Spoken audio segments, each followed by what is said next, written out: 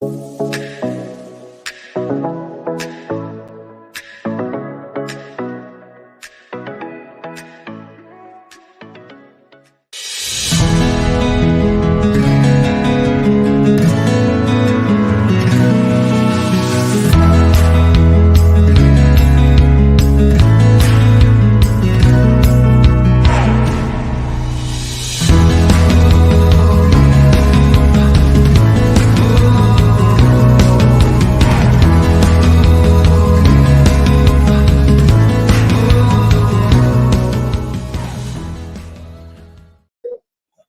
everyone, welcome. Thanks for joining us here at MSP Expo in Florida. It is crazy. There's a lot of people here.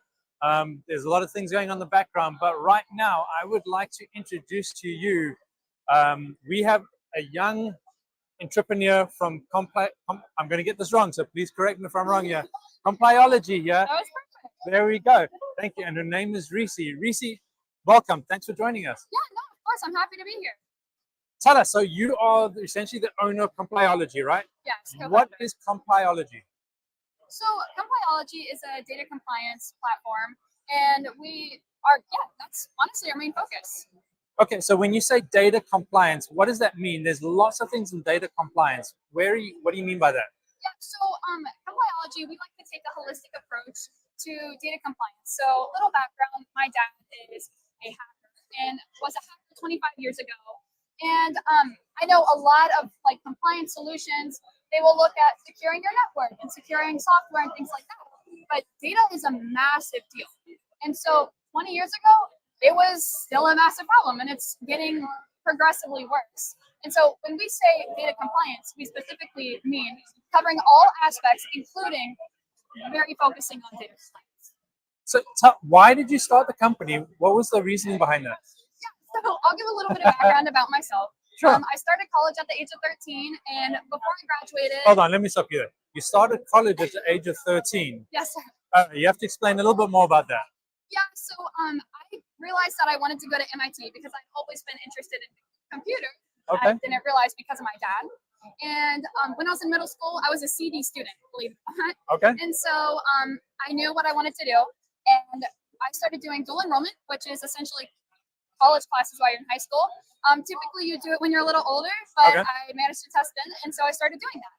And now you own a company. Yes. So wow. to Okay. touch on that, I graduated last spring with 1 bachelor degree and 4 applied associates in various fields of technology, along with starting my master's program and also being a certified encryption specialist. Wow, so you've come a long way in what seems to be a very short period of time. So congratulations on that. That is an amazing achievement. So part of your company, you obviously have a team that works with you. You obviously have a lot of resources that you work with, right? In the world of cybersecurity, in the world that we're living in, there are a lot of companies that focus on what you focus on. What about your company makes it different that our viewers can understand? So something I've been like very excited about recently, because it's been, I don't want to call it my baby, but it kind of is, because I started working on it in high school and we're now implementing it. It's a data inventorying platform. Okay. Along with our advanced persistent threat training. So a lot of like companies will do phishing training, but it goes way beyond. Like many companies are getting hacked, not just from phishing. So we like to do advanced persistent threat, those threats that will never ever stop. They just keep going and keep going. And so we work on doing a lot of training on that. So just so I can understand, when you say advanced persistence threats, can you give us an example of what you mean? Yeah, so actually I'll go ahead and talk about an article I read the other day. Sure. I'm from Cincinnati, Ohio, and there's one of the counties near us, their sheriff department. They were doing a live talk, and their sheriff came out and said, here's the stats. Sure. And we were down for, I think they said 9 weeks, and they were completely by pen and paper. Okay. And nobody knew. And all the advanced persistent threats were coming from Russia and China and Iran. And they were trying to target their security, like their entire platform, to make sure that it comes down to gather all the data from the county's sheriff department. And so nobody ever talks about the fact that they were down. Sure. And nobody knew about it. And so a lot of the advanced persistent threats are coming from other countries that are just never ever stopping. Okay. So being the leader of the company and having your vision of where you want to go, is there a particular field that you're passionate about? Actually, believe it or not, I got the question not that long ago, like, where do you want to end up? And I realized it was kind of an epiphany that I'm now starting to work in the field of which I actually want to be in long term. So what I'm doing at 18 is what I plan to do for majority of the rest of my life because, like I said, my dad being on the attack side for so long, um, it's almost like having the attacker and the defender on the same team. It's the perfect combo because you can work simultaneously in creating the best platform that you can possible. So I really think that cybersecurity and data compliance is some of my most passionate fields, along with also I really really like talking about like lifestyle and motivational speaking and things like that. I really enjoy that. So Great. And have you spoken at any other events about the company and what the company does? So we actually just launched. Oh, So that's interesting. yes, Okay. we launched very recently because, like I said, just came out of high school. So just coming out of high school not that long ago. This is really just starting to get on its feet, and we're already starting to work with some bigger people. And so I'm really excited about it. I have done a lot of speaking at other conferences about my history and my past. However, my dad has not done much speaking yet, which we'll touch on later. Well, I can say firsthand that the fact that Reese is here at the MSP Expo, we have actually seen the company speak at some of the sessions here, and I can absolutely say if you're interested in looking into the company and having someone that has your back in this sort of industry, this is a company you need to reach out to. Their vision is phenomenal. They have a very genuine perspective on the way things go, and I think there's a unique relationship here between what you say and what you say with regards to your chief hacker, which we'll get to in a minute. Reese, before we move over, we have a very interesting component after this with your dad, who is your chief ethical hacker, correct? Yes. All right. Before we go there, is there anything that you want to say to our audience in closing? Um, Actually, yes. So something I would like to talk about, not even specifically data wise or Sure. compliance wise, just overall, I think that there's a lot of talk about how I hear all the time of people who are now out of their industry, they're in retirement, and there's a lot of things they always said that this is something I've wanted to do and they've never done it. And this is for any industry. This could be law, medical, IT, anything of that sort. Approach it and try to do any industry that you have your mind on. That's what I did, and so far it's going really well. I'm enjoying it. So don't ever think that you can't do something. Don't ever underestimate yourself because a lot of fields, specifically like the tech field. I think the tech field is it's so big, but also very tight knit, and Sure. it's really, really easy to network. And the people here are so welcoming. I've worked in some other industries, and this is probably one of the best. Like this is the best industry I've been in. And so my note is just never ever think that you're too young or like you're not ready to start this. Literally jump in head first and do your best. That's some really good advice, and I think being involved in the MSP industry, there are a lot of new MSPs that are coming out, and I think there's a very unique and complementary fit between your company and MSPs. And I wish you all the best, and I hope to see you in the next year or two and see where you are at that point in time. Yes. Because I 100% can say to anyone who's watching this that this is a company you want to watch. This is a company that is going to progress and is going to progress very, very quickly. So thank you very much for being here. Thank you. Up next, ladies and gentlemen, we have a very special speaker that is going to be presenting and speaking about the world of hacking, what that means, but not from a cybersecurity perspective, from the perspective as a hacker. So please stay tuned, and we'll be back in a couple of seconds with our new speaker coming on. We'll see you in a few minutes.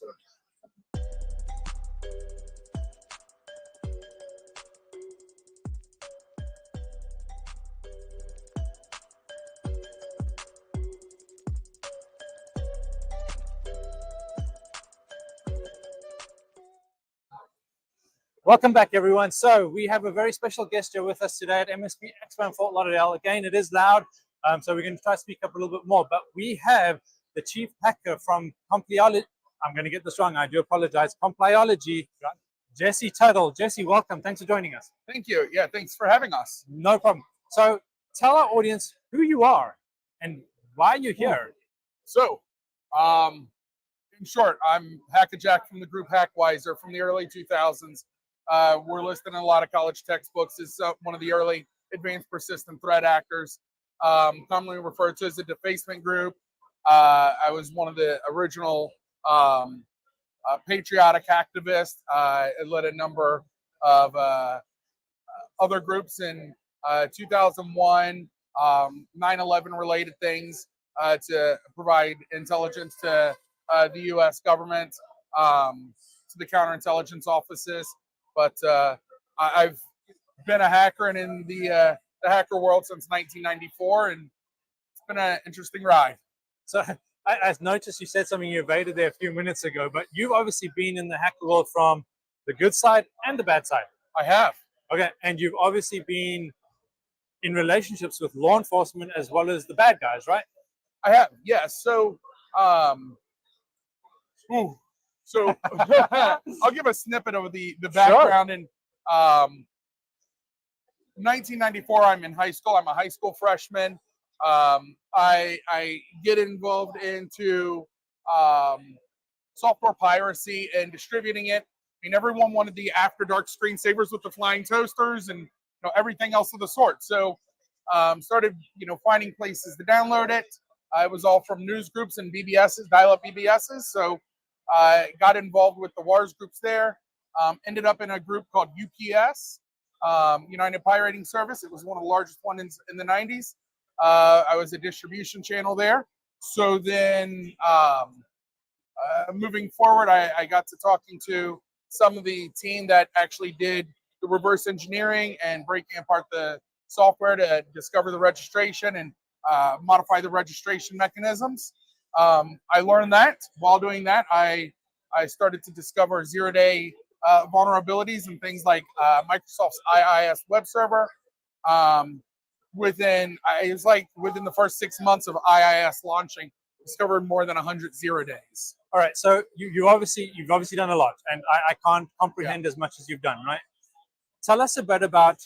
There are so many companies talking about cybersecurity and defenses, but no one really hears about the other side of it, the bad side. Oh yeah. As a hacker, now ethical hacker, how easy is it to penetrate a company, and what is kind of the steps you go through to get into companies' data? So there's a ton of routes and methods. I just had a conversation with a bunch of other people. There's a lot of attack vector models out there. That's kind of like a step 1, step 2, step 3 progression. And when you look at the world of hackers, you can break it apart into two groups. One of them is what I consider is like the OG, the original thinker part, where that's me and a lot of my friends would fall into. And I grew up hacking with some of the people like the World of Hell group, Rafa, Doggy G, Tommy DeVos. He's a world famous bug bounty hacker now. That's just a couple of the people I grew up with. Sure. So they, we would take the approach of,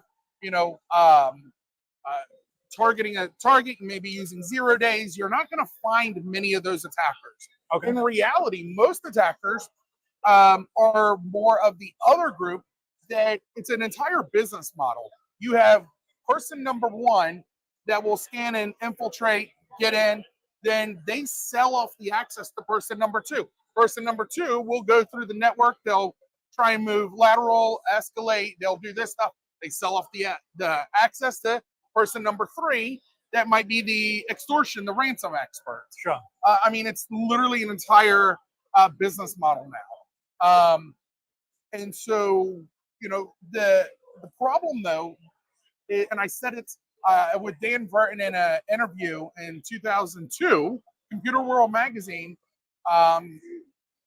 titled "Hackers Say Corporate America is Lazy," is that in a matter of minutes, I can code a scanner that will scan for 2-year-old known vulnerabilities and hit tons of workstations that way, tons of servers.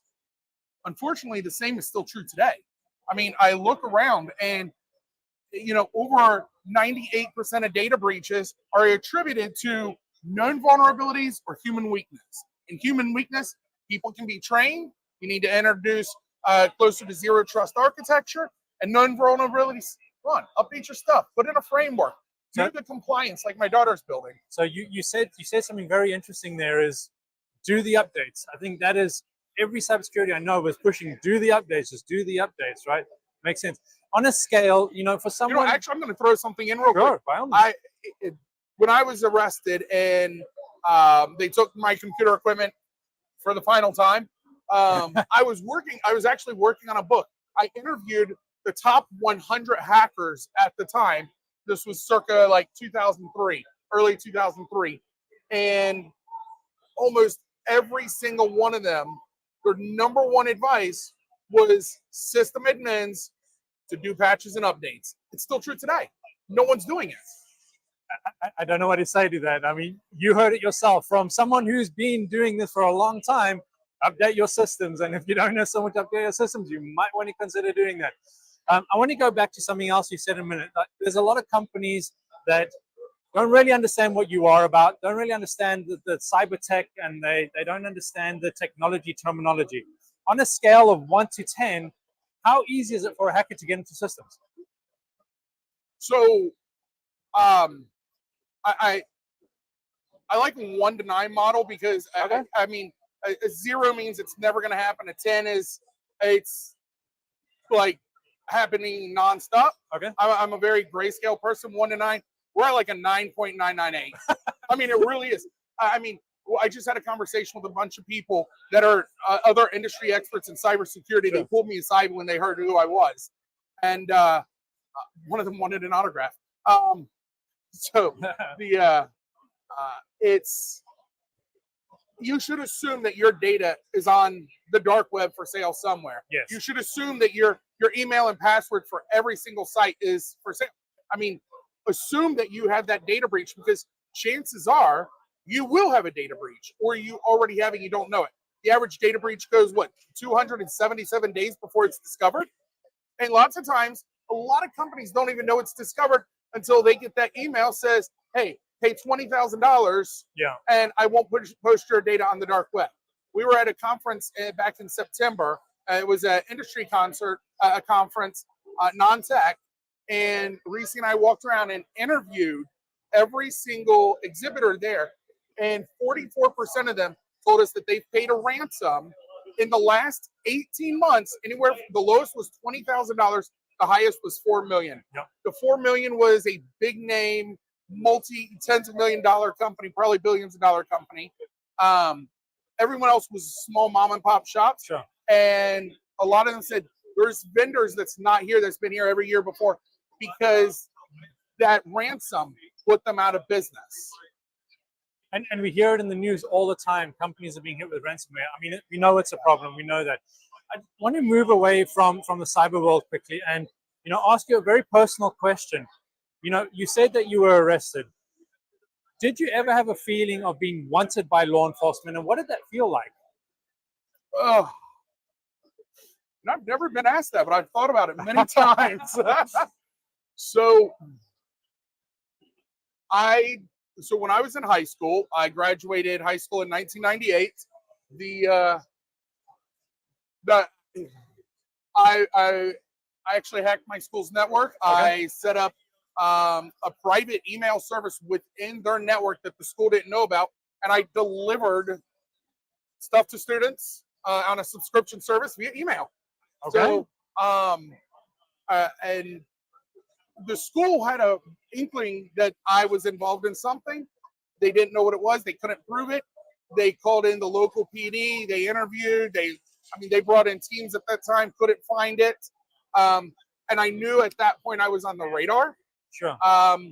So I always had that inkling that I was, and I was quite brazen though. And so when the FBI gave me a knock on the door in May of 2001, I knew that they were coming. I did. I was at that time. I actually data breached dozens of financial firms, some Okay. of the biggest name banks in the world. And I knew one of them. I set off the trips. So backed out. I just knew it was coming. 2 weeks later, it was longer than I thought it would be. Got that knock on the door, and they picked me up, picked up my equipment, brought me in, and said,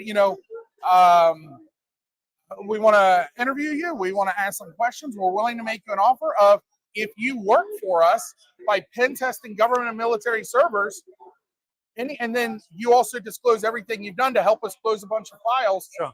We won't hold any of that against you. Good deal. I said, you know what? I'm being paid $1,000 a pop, and I'm like, what, 21 Sure. at the time?